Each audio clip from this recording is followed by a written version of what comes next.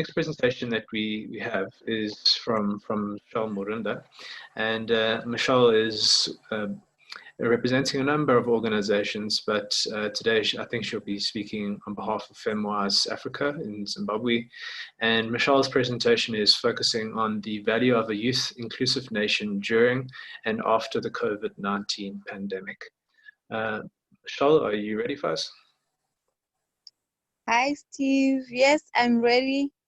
Unfortunately, I'm not able to switch on my video. It's raining here. You have to bear with me on that. My connection is not stable. No problem. So I will go on to, can I start? Yes, please do. Okay. I'm speaking on the value of a youth-inclusive nation during and after the COVID-19 pandemic.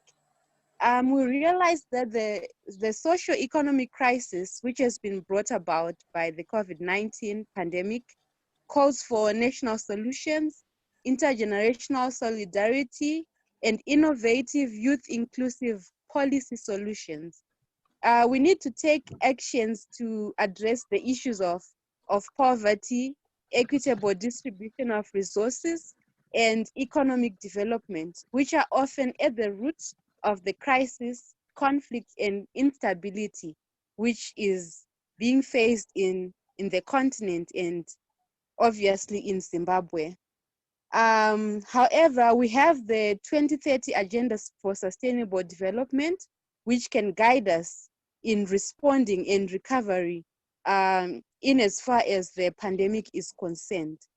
Regardless of the challenges of fostering greater youth inclusion, that is the social, economic, and political inclusion, the strength of meaningful youth participation in Zimbabwe will ensure representativeness and positive management of social diversity. Therefore, the value of a youth-inclusive nation will lie in its potential to increase youth trust in government institutions, to empower them and to address some of their key concerns effectively.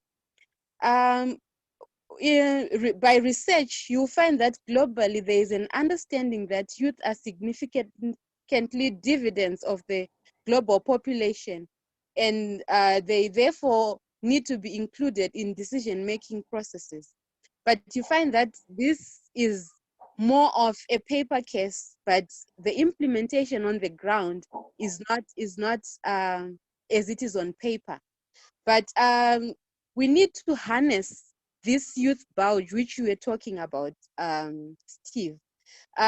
Youths are agents of social, economic, and political change of the society. But in Africa, more than anywhere else in the world, they tend to be marginalized and excluded from the social, economic, and political spheres, as well as important decision-making processes. This is largely because Africa is a very young continent. Many of us tend to equate Africa to other continents, but we forget that Africa is a young continent, and many of the modern legally recognized policies are still evolving in our continent. Africa is therefore growing, and it is unfair for us to use the same yardstick that measure the first world countries as an indicator for development in Africa. There is therefore a need to conscientize both the youth and the elderly on the need to realize that the changes the continent has undergone and how to harness the vast resources available at our disposal in order to advance development, such as the human capital existing as youths who make up the highest percentage population. In my presentation, I have deliberately chosen to use a solution-oriented lens. This helps us to move forward. For many years, we have spoken of the challenges that youth face, the events that are ongoing, but what really are the solutions to these problems which are emanating in our home countries and in our continent. There is need to be cognizant of where the continent is coming from, and where it is currently and where it is poised to go based on the events that have taken place. We cannot ignore the fact that Africa is a continent that was once colonized at some point. The events that led to its colonization and later on independence positively and negatively influence the attitudes, note that the attitude of most of the elderly generation, who by virtue of having existed earlier have had the privilege and opportunity to acquire most spheres of influence. It is this generation that does not trust the younger generation, that they were once before, youths are capable of advancing any agenda in their communities and countries. Looking at this, it therefore calls for intergenerational solidarity and trust building between the younger and the elderly generations. From a peace and security perspective, there is need for post-conflict reconstruction and serious rehabilitation for the elderly, most of whom have had to participate from their youth in various liberation wars in their countries, and their sacrifices are somewhat being held ransom on the youth, that because they participated in some revolution or in some liberation war, they then exclude the youth. Yes, do not misquote me. I am grateful and youths are grateful for whatever the elderly have done. But then there is that need for mentorship programs, which will capacitate the youth into understanding what has been done and where the continent needs to go and where it is. So their sacrifices can never be adequately repaid, and generations unending will always be indebted to this generation which brought independence to the continent. Moving forward, for Africa to be able to fully address her challenges, there is need to identify what the challenges are and what the root causes are, honestly. Having a look at some of the challenges facing youth today, such as poverty, equitable distribution of resources, socio-economic exclusion, quality education, access to reproductive and health facilities, it is fair to realize that they are mere manifestations of underlying root causes. The question of why these challenges exist in Africa and how youths are not spared and are more affected, being the greater population, is the greater question.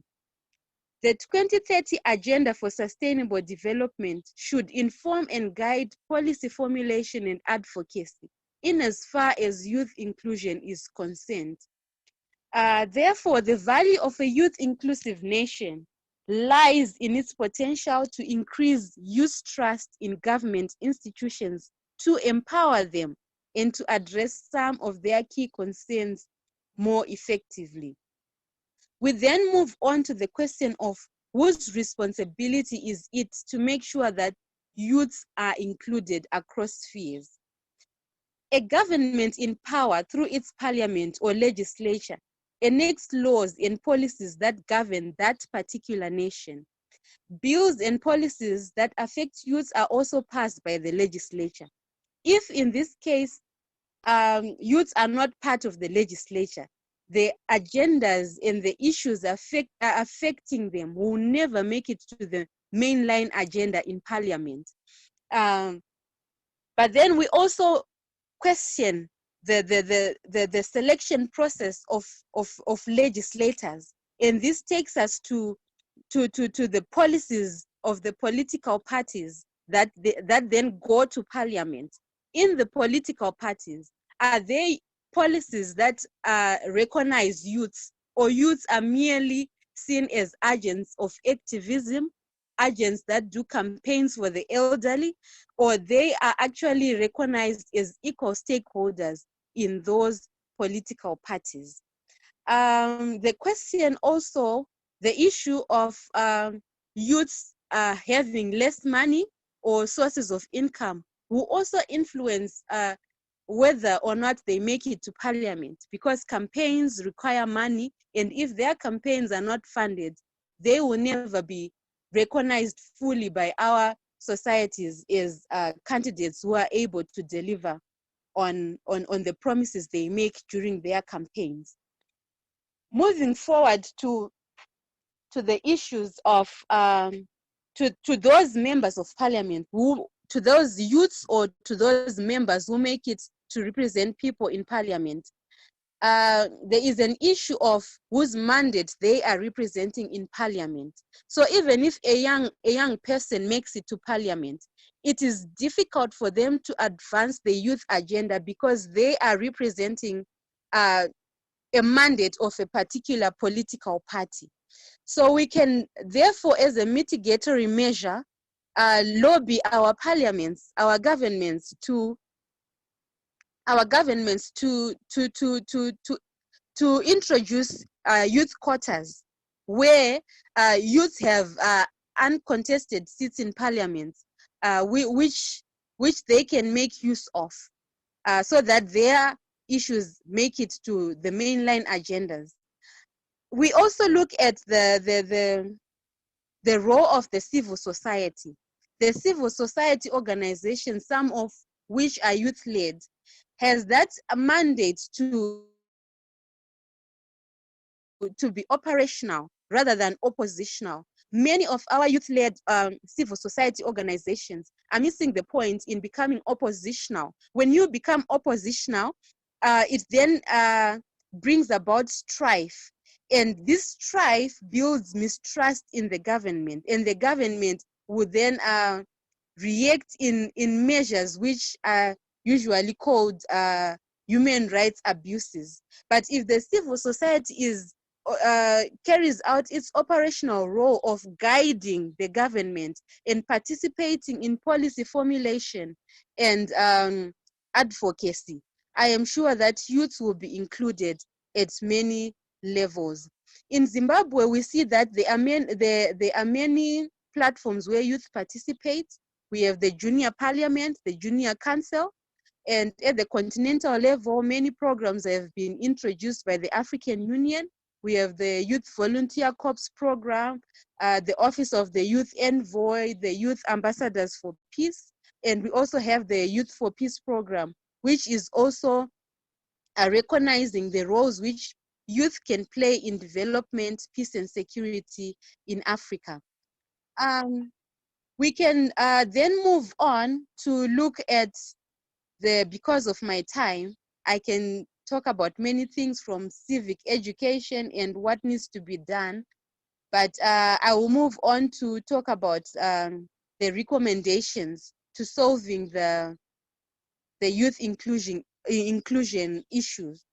I would like to say to our national governments and parliaments in Africa, including my own government, Zimbabwe, there is need to ensure inclusive representation of youth in parliament, working in close coordination with relevant youth bodies and other stakeholders in accordance with UNSCR 2250 on youth, peace, and security.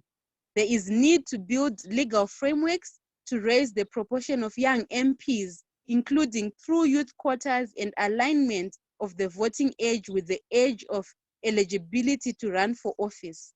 There is also need to support political participation of young women within youth engagement programs, as well as strategies to engage more women in politics.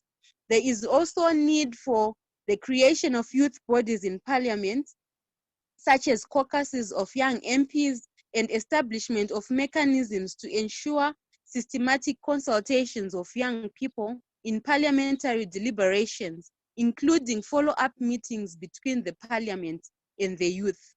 The government can also support educational programs of youth-friendly online platforms that familiarize the youth with workings of political institutions and increase their civic engagement.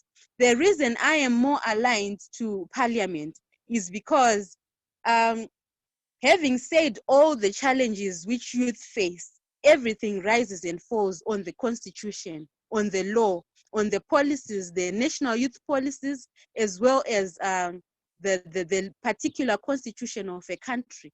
So the youth needs to be more interested in parliamentary affairs. That's where the everything will rise and fall. Because holding campaigns and participating in activism, one will then be asked, what does the law of your country say? So you need to align the laws of your country to your needs. As long as we, as youths, we are talking in our groups, in our communities, and not participating in the decisions that affect us, we will not achieve much. To the youths, I would like to say, and the civil society, the future is not ours. It is the present which is ours. We cannot seek to be influential in the future when we are not interested in making positive decisions today. It is today that we start making an impact in our communities, and to understand that even the media plays an important role in portraying a good image about the youth, because the youth are not the problem. The problem is the mindset and the attitude of both generations. Let's invest more in intergenerational solidarity, as well as youth empowerment and awareness, as well as discussion forums and spaces for youth engagement with decision-making bodies and institutions. Thank you.